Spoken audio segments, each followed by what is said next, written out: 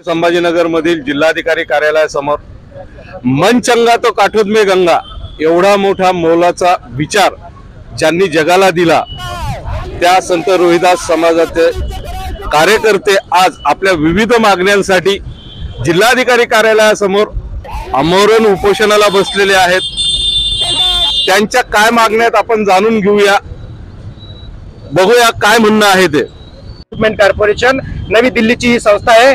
ती दिल्लीची संस्था महाराष्ट्र शासनाला पैसे देत असते, त्याच्यामधून महामंडळाच्या समाजाच्या लोकांना कर्ज मिळत असतं। परंतु जेव्हापासून हे भाजपचं सरकार 2014 पासून राज्यामध्ये, तेव्हापासून हा निधी नव्हता। बाकीच्या महामंडळाला निधी होता, आमच्या चर्मकार समाजाच्यासाठी संत रोहिदास महामंडळ हा निधी नव्हता।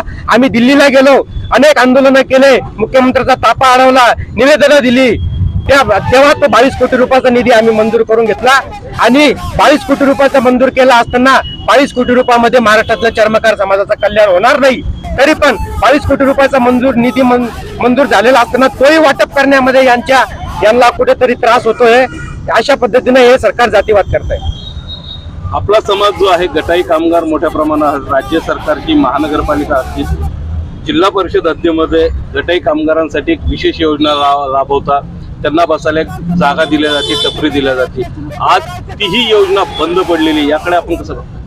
100% बंद पडलेली आहे। आणि हे सरकारला करायचं काय, नेमकं करायचं काय? टपऱ्या देऊन आणि आम्हाला रस्त्यावरच बसवायचा यांचा विचार आहे का? टपऱ्याची योजना देऊन आणि आम्हाला रस्त्यावर फुटपाथवर ते बसण्याची परवानगी देऊन आम्हाला रस्त्यावरच बसवायचा यांचा विचार आहे का? माझं म्हणणं आहे, चर्मकार समाज हा उद्योजक झाला पाहिजे, चर्मकार समाजाचे विद्यार्थी शिकले पाहिजे, चर्मकार समाजाचे तरुणी IAS झाल्या पाहिजे, IPS झाल्या पाहिजे, तहसीलदार झाल्या पाहिजे। आम्ही आता यानंतर त्या टपऱ्याच्या भानगडीत पडणार नाही, त्या फुटपाथवर बसण्याच्या भानगडीत पडणार नाही। आम्ही आता उद्योजक होणार, आम्ही आता आमचीही मुलं शिकणार। चर्मकार समाजाचा पारंपरिक व्यवसाय जो आहे तो धनदांडग्या लोकांनी त्याच्यावर कब्जा केला असं वाटतं। टाटा, बाटा, करोना हे असतील, कोल्हापुरीचं पेटंट सर्व जगात प्रसिद्ध असताना सुद्धा या व्यवसायावर सुद्धा धनदांडग्यांनी अतिक्रमण केलंय का? काय वाटतं? 100% आहे। चर्मकार समाजाचा हा पारंपरिक व्यवसाय, आम्हाला अभिमान आहे।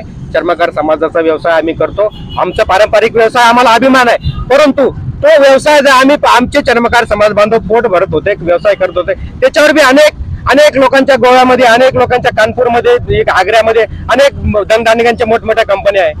तोही आमच्या चर्मकार समाजाचा हक्काचा व्यवसाय, तोही या लोकांनी हिसकून टाकला।